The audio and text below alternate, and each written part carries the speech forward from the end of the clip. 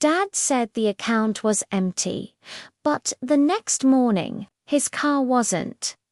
I didn't scream. I didn't cry. I just smiled because finally, justice had a name. Mine. Hi, I'm Ava. I was supposed to start my dream college this fall, the first in my family to make it that far. For years, my dad told everyone I'm saving every penny for her future. Turns out that future had blonde hair and fake nails. When I found out where my tuition fund had gone, I didn't confront him. Not yet, because when someone steals your dream, you don't shout, you plan.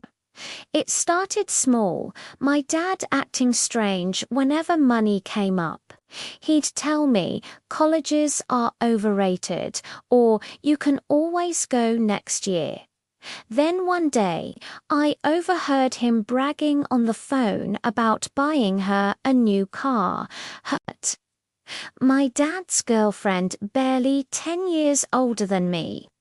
That night, Mum sat at the kitchen table, holding her wedding ring. She said, "He used your college fund, Ava." I didn't know until it was gone. I felt something inside me snap.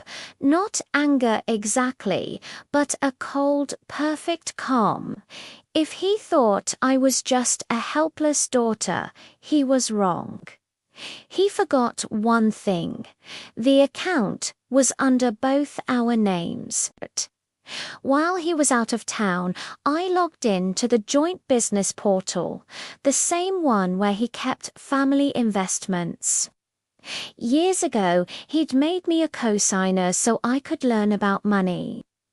Big mistake. Every withdrawal he'd made, every fake business transfer, I documented it all. Screenshots, statements, receipts. I didn't plan to confront him, I planned to beat him legally. Then I saw it, the same digital signature he'd used for my tuition fund authorization. And that signature, it was still valid for company transactions. He'd given me the weapon I needed. Using his verified e-signature, I initiated a transfer, the exact amount he stole from me, back into a new account in my name.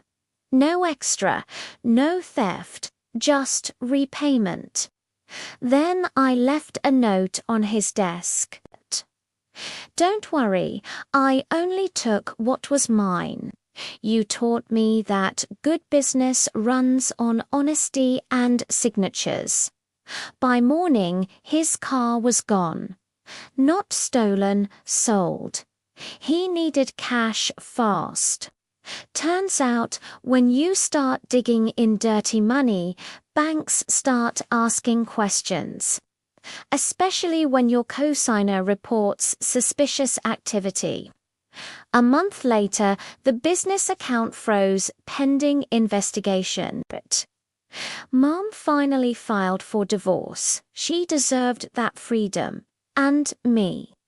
I paid my tuition, got into my college dorm, and never looked back.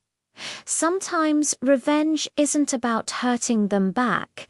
It's about making them watch you rise, using the very tools they gave you to break. What would you have done? Would you confront him, or take your peace quietly the way I did?